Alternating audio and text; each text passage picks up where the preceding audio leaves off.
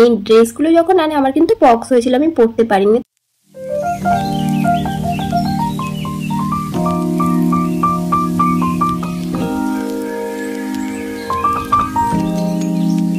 প্রথমবার কেউ এলে কিন্তু এটাকে বন জঙ্গলই ভাববে। ছোটবেলায় আমি কোথাও গেলে স্কুল থেকে, কলেজ থেকে বা পড়া টিউশন থেকে মা কিন্তু সমস্ত কিছু আমাকে গুছিয়ে দিত। তো সেই ব্লগটা আমি অ্যাড করেছি, তো প্লিজ তার জন্য সরি। স্কিপ না করে ভিডিওটা কন্টিনিউ করো আর দেখতে থাকো কে কি গিফট আনলো আমার জন্য। তো চলো। বাবা মায়ের সাথে কিন্তু অনেকেই যাবে। এই যে আমরা পৌঁছে গিয়েছি বিদ্যাধরপুর স্টেশনে। বাড়িতে এখন একা একা থাকবো, মানে আমার রাজত্ব। মুখে তো বলছি ঠিকই আমার রাজত্ব, কিন্তু রাজত্ব সামলানো অতটাও সহজ ব্যাপার নয়, অনেক দায়িত্ব থাকে। কি আর করবো, যেতে তো আর পারবো না। আমি দেবো তোমায় খেতে? টক দিয়ে আমার মাংস খেতে কিন্তু দারুণ লাগে। যাই করুক না কেন সবকিছু ফেলে আগে ট্রেন দেখা চাই। রাতে অন্ধকারে একটুখানি লাইট দেখতে পাই, সেটাই ও দেখবে। তুমি কি করবে বলো? এই ছেলে 3 বছর বয়স, ভাবা যায়? মুখে দেখো কষা মাংসের একেবারে ঝাল ঝোল লেগে রয়েছে। বাড়িতে কিন্তু এরকম স্পাইসি খাবার দাবারই হয়। দেখতে পাচ্ছ এখানে মা রয়েছে, মামা মামি আর বোনেরা রয়েছে। এটা কি গো? এগুলোর সাথে মা একটা প্যারা। প্যারা দেখতে যতটা সুন্দর, খেতে কিন্তু আরো বেশি ভালো লাগে আমার। আর এইখানে যে প্রসাদটা দেখছো এটা নীলমাধব ঠাকুরের। এই মন্দিরটা রয়েছে। আমার মা হোক বা শাশুড়ি মা যেখানেই যাক না কেন আমার জন্য একটা করে কানের দুল কিনে আনে, এটা আমার বেশ ভালো লাগে। তো এই ড্রেসগুলো যখন আনে আমার কিন্তু পক্স হয়েছিল, আমি পরতে পারিনি। তো তারপর পরে দেখো চুটিয়ে রিলস করে নিচ্ছি। একসঙ্গে গ্রুপ ফটোও তুলেছে। তো কি কি এনেছে চলো তোমাদের সাথে শেয়ার করে ফেলি।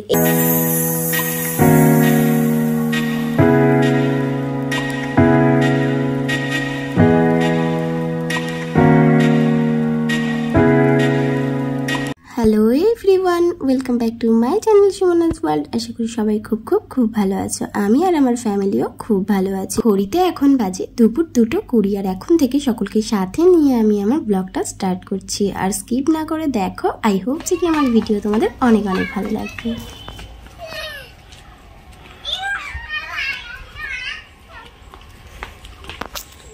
দুপুরবেলা মাথার উপর রোদ্দুর কিন্তু ঝাঁঝা করছে। তো আমি আর রৌনক রেডি হয়ে বেরিয়ে পড়েছি। আর কোথায় যাচ্ছি সেটা তো তোমরা এক্ষুনি জানতে পারবে। আর এদিকে তোমাদের একটা কথা বলি, আমি যেহেতু ছোট থেকে এই গ্রামের পরিবেশে বড় হয়েছি আর তারপর আমার বিয়েও হয়েছে কাছাকাছি এই গ্রামের পরিবেশে, সেই জন্য আমি কিন্তু এই গ্রামের পরিবেশটাকে খুবই ভালোবাসি। তোমরা যারা আমার এই ভিডিওটা দেখছো তারা কিন্তু অবশ্যই জানিও তোমাদের গ্রামের পরিবেশ কেমন লাগে।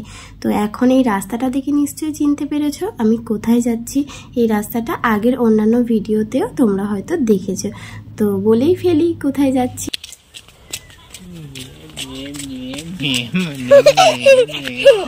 আমি যাচ্ছি এখন আমার মায়ের কাছে, অর্থাৎ রৌনকের মামার বাড়িতে। তো দেখো রাস্তাটা দেখলে চারিদিকে কিন্তু সবুজ গাছ আর গাছে ভর্তি। প্রথমবার কেউ এলে কিন্তু এটাকে বন জঙ্গলই ভাববে।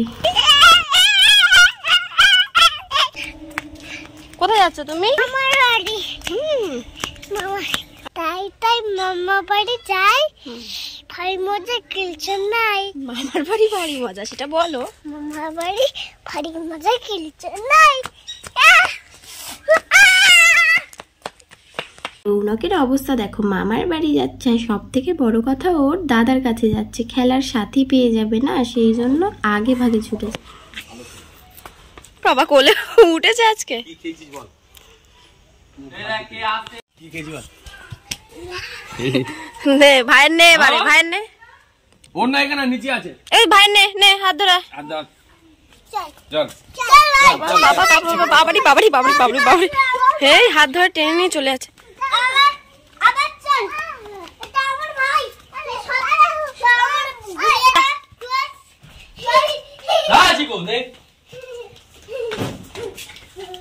দুপুরবেলা কেন আসলাম সেটা এক্ষুনি জানতে পারবে। পড়ে যাবে ভাই লাগবে। এই ভর দুপুরে মায়ের কাছে আসার কারণ হলো এই যে লাগেজটা দেখতে পাচ্ছ, লাগেজটা গোছানোর জন্য এসেছি। কারণ মা একটু বেরি করতে যাবে। ছোটবেলায় আমি কোথাও গেলে স্কুল থেকে, কলেজ থেকে বা পড়া টিউশন থেকে মা কিন্তু সমস্ত কিছু আমাকে গুছিয়ে দিত। এখন আমি বড় হয়েছি তো মা আমার উপরেই ভরসা করে ছেড়ে দিয়েছে, বলছে মানে মনা আয়, এসে সমস্ত ব্যাগ ট্যাগ গুছিয়ে দে। মা বেরোবে কিন্তু আজকে বিকেলে, আর বিকেলে যাবে মামার বাড়িতে, তারপরে ওখান থেকে যাবে হাওড়া, আর হাওড়া থেকে ট্রেনে করে সোজা যাবে একেবারে পুরী। আর পুরীর নাম শুনে যেতে ইচ্ছা করছিল, তবে আমি দুবার গিয়েছি, বিয়ের আগে মায়েদের সাথে আর তারপরে বিয়ের পরে। কিন্তু এখন তো যেতে পারবো না, কারণ রৌনক সবে স্কুলে ভর্তি হয়েছে। এদিকে চলছে গোছগাছ পর্ব।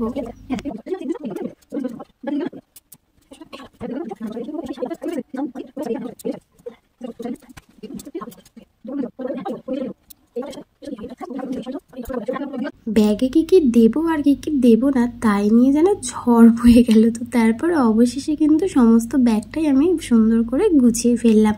তো মাকে গুছিয়ে দিলাম ব্যাগ। আর আরও দেখো আমার মা কত কিছু নিয়েছে, তবে এগুলো কিন্তু দরকারি, এগুলো নেওয়া তো উচিত, কারণ পুরীতে যাবে, স্নান করবে, সাবান শ্যাম্পু টুকিটাকি জিনিসগুলো টুকটাক নিয়ে নেওয়াই কিন্তু ভালো, অনেকটা সেভও হয়। আর মা এই চুড়িগুলো কিনেছিল পরার জন্য, আমার তো বেশ পছন্দ হয়েছিল। আর এই যে জুতোটাও আমি ব্যাগে ঢুকিয়ে দিলাম ওখানে গিয়ে পরবে বলে। আর ওষুধ, দরকারি জিনিসপত্র তো সব কিছু নিয়ে নিয়েছে। এখানে এসেছিলাম 3টের সময়, গোছাতে গোছাতে প্রায় বিকেল হয়ে গিয়েছিল, আর সন্ধেও পড়ে গিয়েছিল। তো দাদার অটো করে মা এখন মামার বাড়ি যাবে। ঠিক আছে, মা বেরিয়ে গেল আর আমরাও বাড়ির দিকে চলে আসলাম। যা চলে গেল। বাড়ি ফেরার পর থেকে আমি একটু ঘুগনি কিনে নিলাম। ঘুগনি খেতে কিন্তু আমার দারুণ লাগে। বাড়িতে যতই ঘুগনি করি না কেন, বাড়ির ঘুগনি আর দোকানের ঘুগনির মধ্যে আমি যেন আলাদা আলাদা টেস্ট খুঁজে পাই। আর মেলায় গেলে তো কোনো কথাই হবে না, ঘুগনি তো খেতেই হবে। কারা কারা এরকম করো জানিও। কিন্তু আজকের ব্লগটা একটু ছোট হয়ে যাচ্ছিল, এই জন্য নেক্সট পার্টে বাবা মা অর্থাৎ শ্বশুর মশাই ও শাশুড়ি মাও পুরী গিয়েছিলেন, তো সেই ব্লগটা আমি অ্যাড করেছি। তো প্লিজ তার জন্য সরি। আর স্কিপ না করে ভিডিওটা কন্টিনিউ করো আর দেখতে থাকো কে কি গিফট আনলো আমার জন্য। তো চলো। ঘড়িতে এখন বাজে দুপুর 3টে, আর এখন বাবা মা বেরিয়ে পড়েছে পুরীর উদ্দেশ্যে। এখন যাবে স্টেশন বিদ্যাধরপুর, আমাদের বাড়ির পিছন দিকেই। আর তারপর সোজা চলে যাবে শালিমার স্টেশন, আর শালিমার স্টেশন থেকে সোজা পুরী। মা গিয়েছিল হাওড়া থেকে। এদিকে দাঁড়া একটু। বাবা মায়ের সাথে কিন্তু অনেকেই যাবে। এই যে আমরা পৌঁছে গিয়েছি বিদ্যাধরপুর স্টেশনে, তবে ট্রেন আসতে অনেকটাই লেট হচ্ছিল, আর দুপুরবেলা রোদ পুরো মাথার উপর, রৌনকের কষ্ট হচ্ছিল, ওই জন্য আমরা চলে আসছিলাম বাড়ির দিকে। আর রৌনক আবার বায়না ধরেছিল ও নাকি পুরীতে যাবে।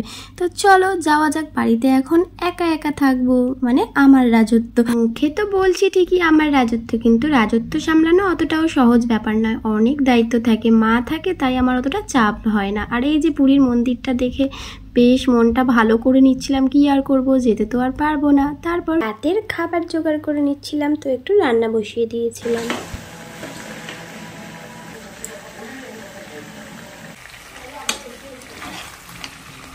বাড়িতে এখন আমরা 3জন খাবো, তো একটু চিকেন করে নিচ্ছিলাম। আমি দেবো তোমায় খেতে? ঠিক আছে, একটা বাটি নেবে? দিতে দেবো তোমায়। কি দেবো? বাবা এনো। এই দেখ, তুমি কি খাচ্ছ? রৌনকের জন্য একটু কষা মাংস তুলে নিয়েছিলাম, আর তারপর হালকা একটু জল দিয়ে দিয়েছিলাম, আর চিকেন কারি আমার কমপ্লিট হয়ে গিয়েছিল। তো চিকেন করার পর বাড়িতে কেউ নেই, তো আমি একটু টেস্ট করব না তা কখনো হয়। আর এদিকে বিকেলবেলা ছাদের গাছ থেকে একটু লেবু পেড়ে এনেছিলাম, টক দিয়ে আমার মাংস খেতে কিন্তু দারুণ লাগে।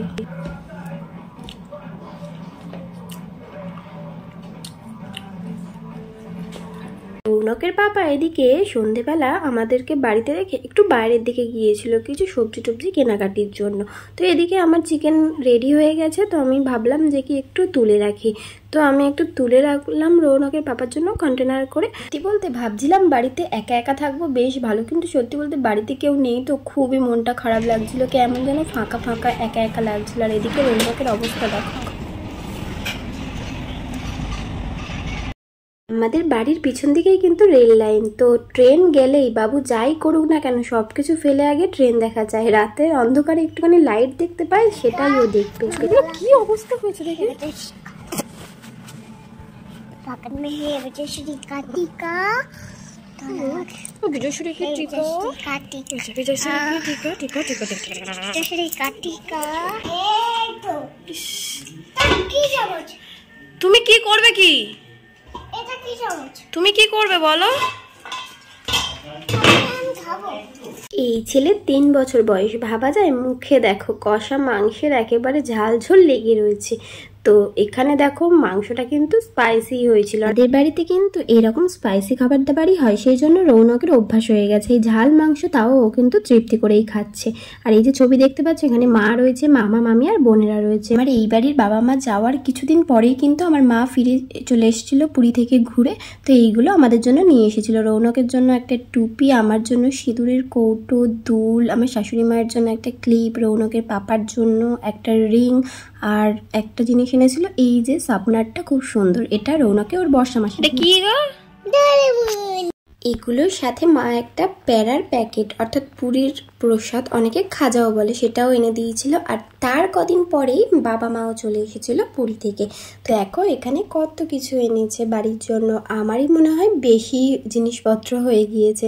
তো যাই হোক, এখানে বার করা হচ্ছে। আর এই যে ঠাকুরের ছবি, আর মা বাবার সাথে অনেকেই গিয়েছিল, সবাই একসঙ্গে গ্রুপ ফটোও তুলেছে। তো কি কি এনেছে চলো তোমাদের সাথে শেয়ার করে ফেলি। এই যে ড্রেসটা দেখছো, এটা একটা লং চুড়িদার বা গ্রাউনও বলতে পারো। এটা কিন্তু মা নিয়ে এসেছিল, বাট মায়ের হয়নি, তো সেই জন্য এটা আমার ভাগ্যেই হয়ে গেল। আর মা এই যে এই ড্রেসটা কিন্তু আমার জন্য এনেছিল, তো আমার বেশ ভালো লাগছিল। দেখো এটা অনেকটা কাঁথা স্টিচের মতো লাগছে, কিন্তু প্রিন্টের ওপরে, খুব সুন্দর। তো চলো আর একটা ড্রেস দেখিয়ে ফেলি। এই ড্রেসগুলো কিন্তু আমাদের এখানে খুবই উঠেছে, এটাকে কাত্তান মানে ড্রেস বলে আর কি। তো যাই হোক, আমার ড্রেস তো দেখিয়ে ফেললাম। আর রৌনকের পাপার জন্য একটা গেঞ্জি, আর রৌনকের জন্য, আর আমার দাদার ছেলে অর্থাৎ আমার ভাইপোর জন্য একটা ড্রেস। আর এদিকে দেখো প্রসাদ নিয়ে চলে এসেছে প্যারা। প্যারা দেখতে যতটা সুন্দর, খেতে কিন্তু আরো বেশি ভালো লাগে আমার। আর এইখানে যে প্রসাদটা দেখছো, এটা নীলমাধব ঠাকুরের, মানে পুরী থেকে অনেকটা দূরে এই মন্দিরটা রয়েছে। আমরাও 2বার পুরীতে গিয়েছিলাম, কিন্তু এই মন্দিরটা দর্শন করা আর হয়নি। আর এই ব্যাগটাও নিয়ে এসেছিল। এই ব্যাগটা কিন্তু ছোটর উপর থেকে বেশ ভালো, টুকিটাকি ফোন, টাকা পয়সা ইউজ করতে, বাইরে যেতে বেশ ভালো লাগে। আর পিতলের ঘটি, শাঁখা এগুলো এনেছিল। আমার মা হোক বা শাশুড়ি মা, যেখানেই যাক না কেন, আমার জন্য একটা করে কানের দুল কিনে আনে, এটা আমার বেশ ভালো লাগে। তো এই ড্রেসগুলো যখন আনে, আমার কিন্তু বক্স হয়েছিল, আমি পরতে পারিনি। তো তারপর পরে দেখো চুটিয়ে রিলস করে নিচ্ছি। তো আজকের ভিডিওটা এই পর্যন্ত। ভালো লাগলে লাইক, কমেন্ট, শেয়ার। আর আবারও দেখা হবে নতুন কোনো ব্লগে। ততক্ষণ ভালো থাকো, সুস্থ থাকো, সবাইকে অনেক অনেক ভালোবাসা জানিয়ে আজকের ভিডিওটা এখানেই শেষ করলাম। Tata, by. হাই, কেমন আছো? তুমি কি ভালো আছো? কথা কও না কেন, তুমি কি রাগ করেছো? হায় কেমন আছো?